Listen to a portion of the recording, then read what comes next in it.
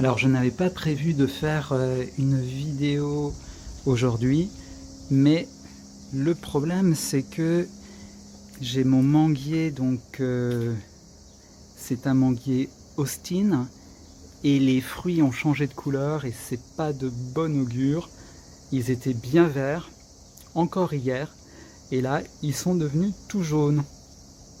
Donc probablement ils vont suivre le destin de tous les autres fruits de cet arbre, c'est-à-dire de tomber.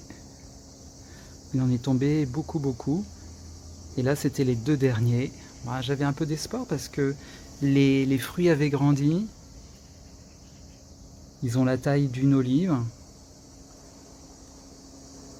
Et c'est bien dommage.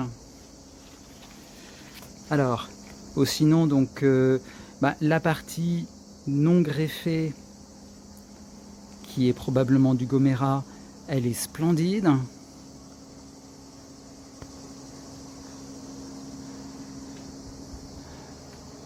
Le feuillage brun tombant des nouvelles feuilles est caractéristique du manguier. Il pousse très bien. Alors maintenant il m'a dépassé bien sûr.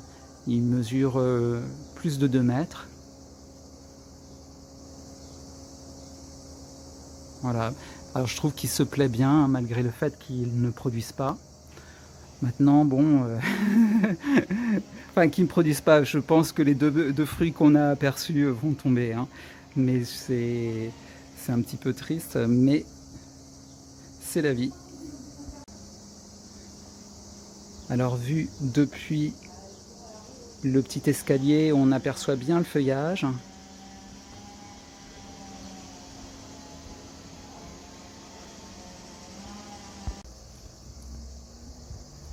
Alors tous les espoirs ne sont peut-être pas perdus, puisque sur le Tommy Atkins, les fruits sont encore verts. Voilà. Alors contrairement au précédent manguier, on est face à un manguier qui ne pousse pas du tout. Les feuilles tombantes, voilà, c'est très bizarre ce manguier.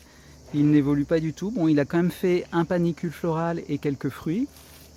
Et il mesure environ 1,50 m. Il n'a pas poussé depuis que je l'ai mis en pleine terre, au mois de novembre. Là, il s'agit d'un manguier Maya. Alors pareil, il n'a pas du tout poussé. En revanche, son feuillage ne retombe pas et on voit qu'il y a des petits bourgeons qui ne demandent qu'à partir. Voilà. Donc juste à côté, on a un autre manguier. Alors je crois que c'est un manguier Kent. Ouais, mango Kent. Voilà. Alors lui, il pousse. Il est tout petit, mais il se plaît. Parfois, il a un comportement que j'aime bien. Voilà. Après, bon, je choisis pas du tout. Hein, c'est la plante qui choisit son rythme et son évolution. Mais c'est vrai que le manguier, d'une manière générale, quand il est greffé, il consacre toutes ses forces à faire des fruits et il s'épuise. Alors que là, on a un manguier qui fait de la végétation et c'est pas plus mal. Alors je profite d'être dans le coin des manguiers pour vous parler de Lingaidulis, cet arbre ce fabacé, donc légumineuse, aux feuilles vraiment surprenantes, très grandes feuilles, composées, splendides, ailées. Ouais, il se plaît, alors il a un peu de chlorose quand même. Mais c'est vraiment, ouais, je suis heureusement surpris par son développement. Après, on verra cet hiver comment ça se passe. Alors au niveau du Carmen Haas, pas grand chose à dire. L'arbre est toujours minuscule, il pousse pas. D'autant plus qu'on m'a demandé du greffon, donc voilà, il diminue même, on va dire. À côté, on a un bacon qui pousse pas non plus, mais qui ne m'inquiète pas plus que ça. Il a un bon comportement. Il a le soleil direct que le matin et ça a l'air de lui y aller. Là, on a l'avocatier de Nice. C'est un semis. Malheureusement, il ne pousse pas non plus. Lettinger.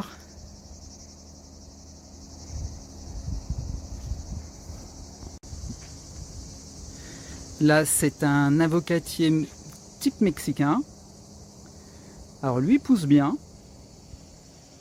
Il fait plaisir à voir. Là, c'est un autre bacon. Donc les premières années, le bacon souffre beaucoup du soleil direct. Et là maintenant, il a l'air de s'y faire. Au fond, à côté d'un micocoulier qui est envahissant, on voit un avocatier Walter Hall qui malheureusement ne produit pas et ne pousse pas très bien. Voilà, je le bichonne pas assez, je pense. Alors entre les cigales et les travaux, il y a beaucoup de bruit. J'espère que vous m'entendez quand même. Là ici, donc, on a un avocatier As qui, lui, en revanche, me donne beaucoup de satisfaction. Il y a pas mal de fruits, ils grossissent, ils ne tombent pas visiblement. Voilà, donc c'est pas mal. Il y en a, je ne les ai pas recomptés, mais entre 20 et 30. Regardez, il y en a énormément là. L'arbre est tout petit. Il fait environ 1,50 m. De haut comme de large d'ailleurs. Et produit à fond. Ça, c'est vraiment satisfaisant. Je pense que vraiment, si vous avez un climat qui le permet, choisissez du As parce que c'est un arbre qui produit beaucoup. C'est pas pour rien qu'il est devenu numéro 1.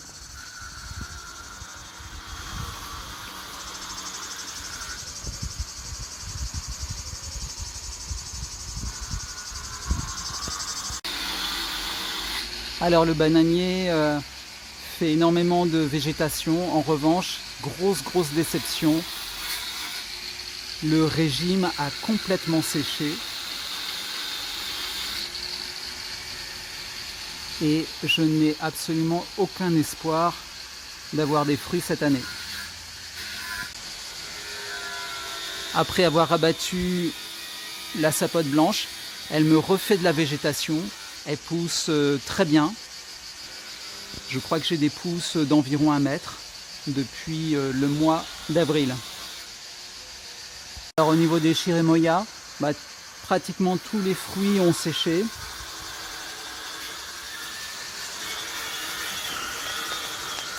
Et je vois pas de fruits qui se développent.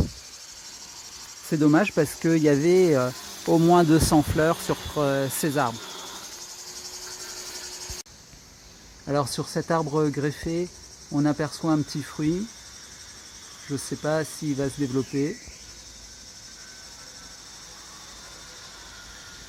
Ou s'il va sécher comme les autres.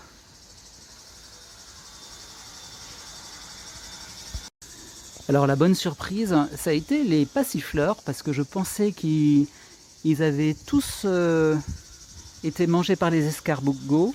Et en fait, ça va, ils ont été mangés, mais ils ont réussi à prendre le dessus. Ça a été un petit peu délicat, je pense, mais je suis content. Donc là, il y a un passifleur, je ne sais plus le nom de celui-là.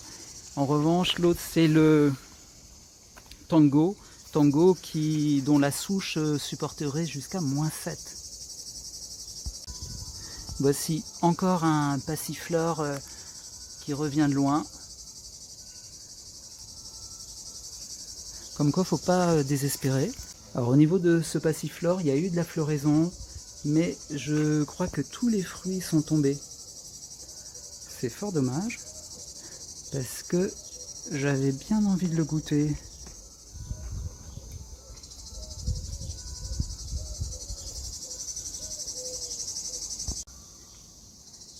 Et enfin, ce passiflore Mollissima qui pousse bien. Et au pied, on a des Carissa en fleurs. La papaye de montagne, donc Vasconcelos, je ne sais plus exactement comment ça s'appelle, pubescens, va assez bien, elle se développe bien. Au pied, il y a même un petit jackfruit. Voilà. Notre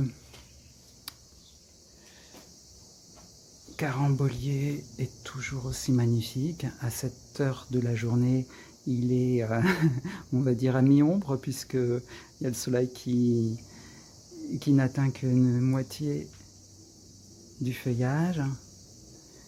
En plein soleil, on a nos deux compères. Ce sont des lucuma. Ils sont splendides. Ils ont tous les deux doublé de taille cette année. Et bon, ils mesurent 80 cm environ. C'est pas un très fort développement, mais c'est pas mal. Là, on a un petit longan de semis et un pitaya jaune de Colombie. Je croyais qu'il était un peu mort parce qu'il a souffert pendant l'hiver, mais on voit que ça repart, donc tant mieux. Alors ici, on est devant un litchi. Globalement, on pourrait dire qu'il va pas très bien. Et effectivement, quand on voit son feuillage, on dirait qu'il est tout malade. Mais malgré tout, on a l'impression qu'il y a quelques fruits qui se développent. Donc ça, c'est une très très bonne nouvelle. Voilà, il y en a 3 ou 4. Et j'espère de tout cœur qu'il va faire un peu de feuillage, mais on a l'impression que c'est en train de débourrer, hein, que la photosynthèse va reprendre et va pouvoir alimenter les nouveaux fruits. Alors on va pas bouger de très très loin. On a une autre occasion de réjouissance, c'est le longan, où là le feuillage est beaucoup plus joli. Alors il y a cette pluie sableuse qui a taché les branches, mais je ne sais pas si on voit, je vais mettre ma main pour que ce soit plus clair, mais il y a des fruits, il y a des petits fruits. Sans ma main, évidemment, il perd le focus. Voilà, donc ça c'est vraiment une bonne nouvelle, le longanier. Longanier qui fait un fruit qui ressemble un petit peu au litchi, c'est un cousin du litchi, un sapin d'Acée.